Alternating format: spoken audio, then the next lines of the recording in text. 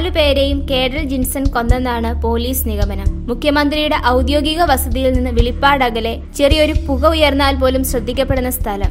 എന്നിട്ടും രാജ് തങ്കവും കുടുംബവും ദാരുണമായി കൊല്ലപ്പെട്ടിട്ടും നിലവിളി പോലും ആരും കേട്ടില്ല.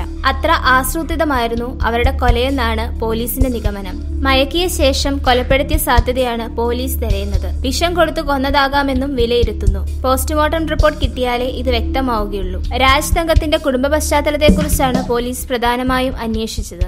രാജ് തങ്കവും മകൻ കേഡലും പെരുമാറിയിരുന്നത് സുഹൃത്തുക്കളെ പോലെയാണെന്നാണ് പോലീസ് തിരിച്ചറിഞ്ഞിട്ടുണ്ട്. രഹസ്യങ്ങൾ പോലും പരസ്പരം പങ്കുവയ്ക്കുന്ന തരത്തിലുള്ള ഇടപെടൽ. അത്തരത്തിലൊരു മകൻ അച്ഛനെയും കുടുംബത്തെയും കൊന്നുവെന്ന് ആർക്കും ഉൾക്കൊള്ളാൻ കഴിഞ്ഞിട്ടില്ല. 2 മക്കളോടും ഒരേ സമീപനമാണ് രാജ് തങ്കത്തിനുണ്ടായിരുന്നത്.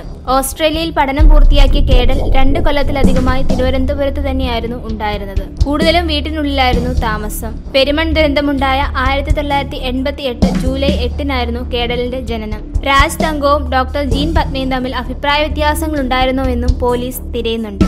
News desk Marunadan Malayali. കൂടുതൽ വാർത്തകൾക്കും വിശേഷങ്ങൾക്കുമായി ഞങ്ങളുടെ ചാനൽ സബ്സ്ക്രൈബ് ചെയ്യുക.